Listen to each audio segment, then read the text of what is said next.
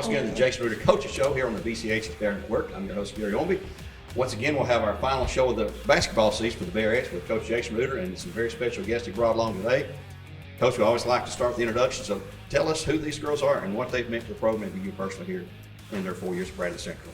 I don't know. I have enough time to tell you all that. I mean, I could. Well, I know you're very Simon lucky. Falcon So. right here to my left, Ashlyn Cretton, Caitlin Leffert. Right. We have one other senior, Carsey Weber, who couldn't be here this morning, but they're all, they're all equal to me, and as far as they're great people, and they've had a big influence on this program, and I think they left the program better than they found it, and we're doing this show quite a bit after our last loss, so the time has a way of making things, of healing things, and I've gotten through the mourning stage a little bit, and I think about the good memories we've had, and Right. these four girls, and one's not with us, but we had a lot of victories and just a few defeats, and I'm interested to see. We know what Ashlyn's going on to play basketball, and I'm not sure what Siler and Caitlin's going to major in college, but I do know that Carsey has a plan, maybe get in nursing. Am I right? Yeah, I think that's what she's. I'm interested to see down the road what.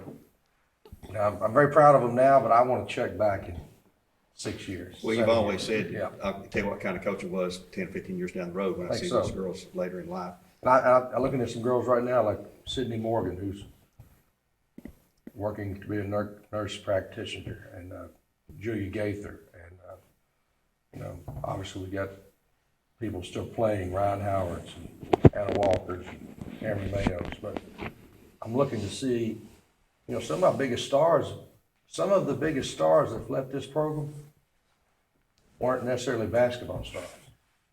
You can have a star right here, but the star in life might be something totally different. And that's what's important. And this whole sheet is full of role players. And without role players, then the bus doesn't move on. So what we got is girls that give everything they had. We've had some injuries, as I don't know if the audience knows, but most of them will know that Siler didn't play this year, also missed her sophomore year. So it's been a roller coaster, but it's a lot like life. Sports and life are a lot alike. And I think we've had a whole lot more of this than we've had this. But anyhow, I've talked long enough. Well, I just sat down yesterday and looked at some accomplishments. 119 wins and 13 losses in your 4 years. That's a 30 wins per year average almost, and only 4 losses per year average. You helped bring our unbeaten district string to 113. We've not lost to a district team or a region team in your 4 years. I don't know how involved you were. I can't remember exactly in the state championship 2019 because y'all would have been a freshman then. But we won a state title in 2019. We won 4 region championships in the tournament, won 4 district championships, 4 regular season district championships, and went to states 3 state times. That's 3 straight times, which is hard for me to say. But there's a lot of schools, I've said this on the radio, and anybody listen to me, that they have no concept what it means to get there, to get to the state, and have these success records like you've had under the leadership of Coach Reuter and his staff. And I know he always deflects credit to you girls here, which is rightly as it should be. But it's quite an accomplishment for you seniors. And man, we're so proud of everything you've done and how you represent the school, which is as bigger than playing ball out there on the floor, I guess. But having said all that, I know there's got to be something crazy that's happened, funny, unique that's happened that we can talk about since you don't play for a coach anymore. So let's spill your guts out here and tell us something that's really fun. You don't have them in class anymore, Coach? Well, you have to give them a grade. I do. No, so they right. need to be cautious here. I do have some influence over guidance counselors and administrators. We call it blackmail. So, I just ask these girls keep it between the lines here. All right. I think I can trust them. I don't think they're going to throw me out of the bus. No, we ain't going to go there because they just make something up anyway. It wouldn't be true, it wouldn't probably. be true. Caitlin, what are your plans? Where are you going to go to school next year? You're a senior. I'm assuming you're all going to graduate in white. It's pretty much a given for the Bearettes. But where are you going to go to school? What do you plan on studying? What would you like to do? So where do you see yourself 10 years, 15 years down the road? I know I'm probably going to Chat State and study something in nursing. I'm just not sure yet. So not sure what area of nursing you'd like to get into, because there's lots of different, Yeah, there's a lot. That's a need that's not ever gonna go down. no, especially us old people Not in around. our lifetime, not in their lifetime. Nursing need is, Anything medically related is a great field to be if in. you're willing to do that, which is, I think that's a calling, just like me. You know, and I think my job is a calling, like, you know, I wouldn't, if they told me they weren't gonna pay me tomorrow, I'd probably say, here's the keys, but obviously you guys know what high school basketball coaches make. So I'm just saying that nursing is a calling. I think that's something you gotta wanna, it takes something to wanna draw blood or whatever, take care of sick people. So that's a soft spot with me, because my sister was a nurse for 44 years. And she retired, in 2020, but, You're right, it's a calling. it's a calling, yeah, it is. Ashley, you're going to Carson Newman on basketball scholarship. Congratulations on that. Thank you. And if folks hadn't noticed, there's crutches between Caitlin and Ashley on the screen there, you'll see. And there's a reason for that, because 45 seconds into the sub-state game here at Brad Central Saturday week ago, she broke her ankle. My foot, the top of it, like the Did you come down metatarsus. somebody? Or?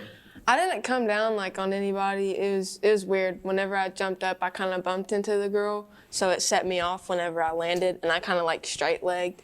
And when I went to the doctor, they said that I already had some kind of stress on it, so just the way I landed made that. It was weird. Well, you went down like you were shot, and we sat there with our mouths open trying to figure out what the results of this one would be. Did you realize how badly you were hurt at the time, or? Well, like I felt it, and a lot of people thought that I was like grabbing my knee, but at the time I don't know, I felt it in my foot, and then I thought that I was gonna be okay. Like I started sitting up. Then when I went back into the training room, I was like, just tape me up, like I'm good to go. And she's like, there's nothing you can tape. But she did mention back there, if I had kept playing, it would have made it worse and probably surgery. So, yeah. So no surgery is going to be required, just a healing process about 2 or 3 months, something like that, I guess. Something like that, yep. So you're anxious, I guess. Will you enroll at summer school there at Carson Newman, or you wait till the fall, or what? We haven't really talked much about it. I know their season just ended because they made it to the NCAA tournament, but we haven't really talked about the schedule for that yet. Well, Siler, you going up to UT Knoxville? Yes. What do you I plan on am. studying up there? Well, I got into the College of Communications, and then my admitted major is advertising. So that's the plan I'm on right now, but who knows if it'll change or not. So, Well, when I started college, I was dead set on doing one thing, and then yeah. that summer it changed because I got a letter from the college saying they were going to offer some new courses, which I took in computer science. Coach, let me ask you this. I've never asked you this. If you hadn't become a teacher coach, where do you see yourself? Would you be a truck driver? Would you be a rocket scientist? Would you be, homeless? Or what would you be right now, do you think? I know when you're young, you tell, I'm going to be this when I get older. Of course, you were always a big guy playing ball your whole life. But anything that comes to mind that you would see yourself doing, that's a good question, isn't it? You weren't holding that mic right now, what would you be doing? I'd be homeless probably. Bits and butts were candied nuts, we'd all have a Merry Christmas. But, what would I be doing? Tree cutter. There's a The good great reveal chance, here, folks, the great reveal. there's a lesson to be learned in everything here. I grew up on a farm in the middle of Kentucky, a little county called LaRue County, Kentucky, about an hour south of Louisville. And if I had not been for basketball, I'm sure I would be back there farming. It's my family pedigree. We're all farmers, even the ones who branched off and had other jobs still always farmed in some capacity. So if I had not, basketball gave me a free education, and I had no dreams of ever being, if you'd asked me sitting in a classroom when I was a senior, hey, you're going to go to college and you're going to go off and be a teacher. And by the way, you're going to be a science teacher for 25 years. And I've taught physical science, I've taught biology, I've taught earth science, I've taught life science, I've taught ecology, I've taught environmental science. But most people think of me as a PE teacher here now, but that just happened in the last few years. But I would say I would be in the agricultural business. Even if I went off to college, and maybe not so much on the labor side of it, I think I would have been involved in agriculture at some point, agribusiness. But basketball, I'm not sure that I went to college without basketball. I was just middle-class farming community, but I think basketball drove me to keep my grades up. Basketball made me when you got to make a decision, Gary, should I do this or not? What's the consequences? Sports made me make the right choice most of the time because I didn't want to give that up. So I think these examples I have over here, I'm blessed. A lot of people, I'm a little biased. My Bearettes, they're no better than anybody else. They put their shoes on like everybody else one at a time. But for the most part, my maintenance level of these girls, I'm going to brag on these three. The maintenance and Carsey, I'm going to speak in like she's here. The amount of time I've had to deal with discipline, the amount of time I've had to deal with any teacher issue has been very, very minimal. And I'm going to knock on wood. If I can keep girls like this in my program, this is not my program, this is our program. This is Bradley Central's program. If I can have girls like this in our program, then I'm going to enjoy coaching. And someone asked me the other day how much longer I was going to coach, and I said, I don't have a timetable. I can't tell you 2 years, 4 years, 12 years. I don't know. Coach Smitty coached till he's what, 69? Mm-hmm.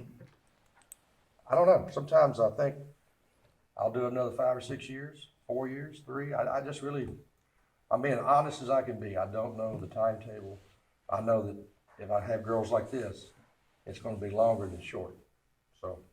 Well, that's good for all the Bear Nation folks here. We're glad to hear I gotta keep finding girls like this. Well, Keep sending them to me. well, if you have the program at the level, elite program, it is obviously an elite program in the state of Tennessee. I think that attracts kids to want to come and play for you, and I hope that continues for you here and the success continues. This year, looking back, 29-4 record. Obviously, 4 is a disastrous season. 4 losses. My goodness, Coach, we might have you replaced before you know it. 4 losses like that. But no, I'm being very sarcastic here, folks, honestly. But another super good year. Just one possession or one ball either way, and maybe a non-injury to Ashland there could have propelled us into the state tournament. Who knows what would happen there? Congratulations to Bearden, who beat Farragut in the same district. In Farragut's a team we handled pretty easily here at Bradley early in the year. Not easily, but we beat them here early in the year. And not easily. We beat them about 6, I think, 5 or 6. Yeah. They ended up in the state final with Bearden, who won it, and Bearden, mighty fine team. They took no prisoners over there. Congratulations to them there. But Coach, looking back at this season, what's some things that come to mind that stick out in your mind? The 4 losses we had was Raleigh, Kentucky up there in the Greenville tournament. We had a loss to Knox Catholic on their floor. They went to the Final Four in the private schools. We had the loss, the sub-state here to Oakland, who went on the state tournament. Then we had a loss to Stewart's Creek, who went into the sub-state, I believe, or the region finals or something there. What comes to mind, forget the losses, but I think to me and someone who follows it closely, continuation of dominance in the district was a big thing. I mean, you're shot at every time you walk out there, as people say, it's a target on your back because you're the Bearettes. And you guys have seen some tough games throughout your careers here. Is anything in this season?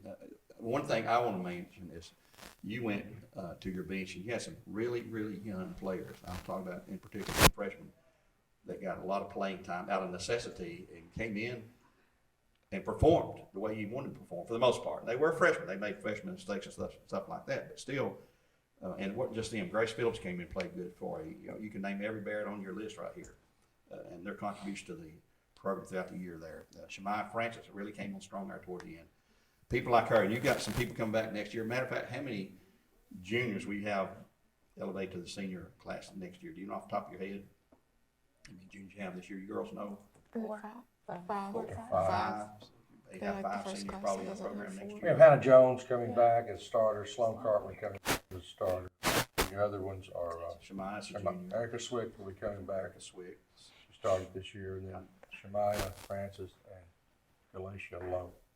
Okay. That's the 5 juniors that'll be seniors. I'm gonna have a hard time replacing these girls. Absolutely. Of course, Siler didn't play. You asked me, I kind of forgot what all you asked me there, but you said, thinking about this year, What comes back? I think that, when you reflect back, I still get heartbroken when we lose because we put so much time into it. I mean, if it doesn't matter, then it means you probably don't put that much time into it. You know, I'm looking at a girl who didn't play at all.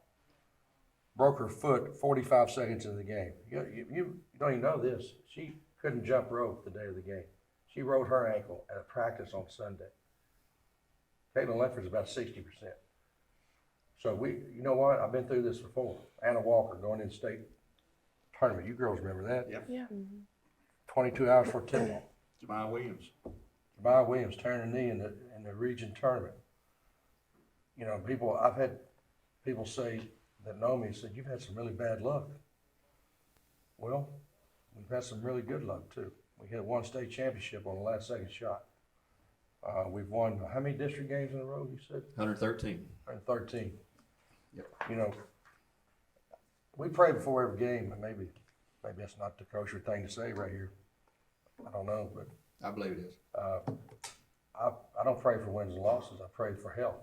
And you know, a couple of newspaper guys asked me what I was hoping for from the season through the tournament. I said, just health. Lord, just keep us healthy. Now, Lord, He's in control of everything, and nobody's died here. You know, nobody come in here and said that Caitlin Lefford has terminal cancer. We've got a broken foot. We got an ACL tear, and we got a sprained ankle over here, and we're going to survive this. But I just think I can't help but think, what if she wasn't hurt? What if she hadn't went down in the first 45 seconds? What if? And this program, you're right, we had some freshmen play, but this program's always kind of been from the top down. And we've been blessed. Very few freshmen play on the big stage very many minutes here, but we kind of got a gap between this group and injuries. And I reflect on this year. I think about, I consider us winning the Thanksgiving Classic. I consider we won the district regular season, there's 2. We run the district tournament, there's 3 championships. We won the region tournament, there's 4. And our goal is 6. We came up 1 game short in Greenville. We went 3-1, and then we lost in the sub-state. So 29-4, most people would be, and we'll have a banquet here in a few weeks, and we'll celebrate this year. By the way, you're invited. I'll let you know the date. Free food? Free food. Okay, I'll do it. Just don't bring Trevor with you. But, you know, we had a great year. It didn't end the way I wanted. I think if she doesn't go down, I think we're going on to Murfreesboro. But I'm going to say this, Oakland didn't have a starter. Right. But, you know, she's out because of ejections. She's out because of an injury. And nobody's going to feel sorry for the Bearettes except our Bearette family. And we have a big fan base for high school basketball. We really do. And, you know, you broadcast a lot of home games here, at home and away. And I got friends that coach that don't have any games broadcast. You know, we travel pretty good. And I just look back at this year. I think about we accomplished a lot of good things, and the career. I'm gonna miss these girls, and it's just a tradition here. You know, it's almost unfair. If you don't make it to Murfreesboro, you almost feel like you didn't do what you're supposed to do. But gosh, you know, all the things we did do, I said I didn't want to have any regrets, and you know, I'm also one of those guys when people say if I could do it over again, I wouldn't change a thing. Well, yeah, if I could do it over again, I might have called a different play, or I might have called a timeout right before we turned the ball over there at half court. I might have put a little more emphasis on the out of bounds play when we were on defense. There's things I would have done different, but I don't really have any regrets. And I'm just very super proud of these girls, and I'm looking forward to their future. Something that sticks out here too, we take a lot of pride in. We've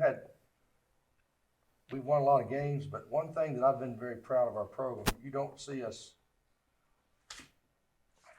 what's the term, upset, lay an egg. What's the closest thing we had, and people are going to say I'm I'm not speaking high of McMinn County. The game we won in the district championship, would you say the closest thing we had this year from a pretty big upset? Yeah. And we still won. Wholeheartedly, yeah. So the thing that I take a lot of pride in our program over the years, when have you seen the Bearettes just lay an egg, like go out there and lose to a team that we were supposed to beat by 20? Been a long I mean, you time. get my point? The games that we have lost. We lost to one of the top teams in Kentucky. We lost to Knox Knox Catholic, who we admitted were ranked number 2 in the state in private schools. We lost to Stewart's Creek by 4 on the road. Yes, they got to the Region 5. I'm sorry, they got to Region the semifinals. semifinals. And we lost to Oakland in overtime by 2.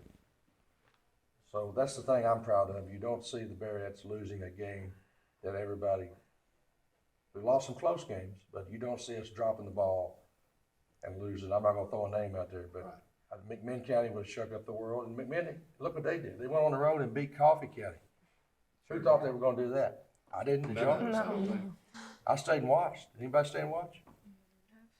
I watched every second of it. They didn't luck it out. They beat them. So Coach Tucker did a good job with that bunch up there, and Sure did. we're not going to overlook anybody. I do feel like we get people's best shot for the most part. And we're not the only team in the state like that, but we're one of the few. I think from Memphis to Bristol, when you talk about girls basketball and you say Bradley Central, everybody's going to know who you are. So. Yeah. Well, going back to the girls here for a minute, in your 4 years, you've seen a lot of success. You've seen probably the craziest things with any of us have ever seen in our lifetime when COVID came through. 2 years ago, we didn't have any fans in the stands. We have no cheerleaders. We had radio there, and your coach and your team there, and your parents. I mean, they allowed a couple of parents in there per player. Coach, I hope we never go through anything like that again. That was a weird, it's like going to a practice and watching a scrimmage game or a practice game. It wasn't like watching a real ball game, but that comes to mind to me as one of the weirdest things happened in your 4 years. A lot of great success, a lot of trophies we won. We got trophy cases over there. There's just not room to put them all in there because of all the trophies we won, which is good. You know, there's other people. I went to school one time. They had a banner, a big banner like we have over here hanging in the gym. Said second place district in this season. And, you know, I sort of laughed at it. You know, I sat there with my wife and I sort of laughed at it and said, "Man, that's pretty bad." You know, put a banner for second place. And I realized, you know, those people are proud of that. They're really proud of that because that's a huge accomplishment for them. But that shows you. You know, over here, we want to hang state championship banners. We want to hang region championships, district championships, things like that. So I think you're right. When you look around the state, if you want to go in the northeast or the southwest, there's a handful of teams that you know year in, year out are going to be right there battling for all of it. And the Bearettes are one of those very few teams that you can speak that about every single year under your leadership. We appreciate what you do, and I know you appreciate the girls and your coaches too. A lot of guys could win with girls like I got here to my left, so I'm very humbled to be able to be the Bearett coach. I took it over 12 years ago. We were in a little bit of shaky ground there, and timing is everything. I took over at the right time. I had the right, my own daughter and Rebecca and Brooke Copeland coming in out of 8th grade. I had the returning. I had no seniors the year I took over, and they had a losing record the year before. That's not like I'm being a self-promoter. I'm just saying that this program was already what it was. It just took a little dip. You know, it's be like you know, Lady Vols having a down couple of years and then bounding back now. So timing is everything, and winning does breed winning. I would think that a Bearett, I would hope, if they left here and they go play somewhere else, that the coach would notice, and it's not the most important thing, but I hope they would notice their desire to win no matter what. So even if they have to sacrifice their own glory, their desire to win overshadows anything else. And that's something I hope everybody's different, and every one of these girls have a different personality, but the team winning is more important than individual glory. That's the way I've done it, and you know, as long as I coach, that's the way I'm going to have to do it. Well, I know AAU season's up on us now already, but looking ahead to next season, besides the district games, do you have plans, like going back to Greenville for that tournament there during the Christmas break, or are you going elsewhere? Or do you I'm know working on yet? that right now. Okay. I'm trying to make out a regular season. I'm trying to invite people to our Thanksgiving Classic here. I'm trying to get that back. I don't know if we're gonna have a tournament, but I'm trying to maybe get 8 girls teams in here, high quality. We're gonna have 4 games a day, Friday and Saturday. You know, I wasn't happy with last year's participants. We gotta do better than that. A lot of people don't wanna come here and play. It's because of the tradition. It's not just during my time. Their dads and moms have told them, you don't want to go down Bradley Central. You know, now that you don't want to come play on the blacktop. Now, before that, is you don't want to come down and play with Jim Smitty.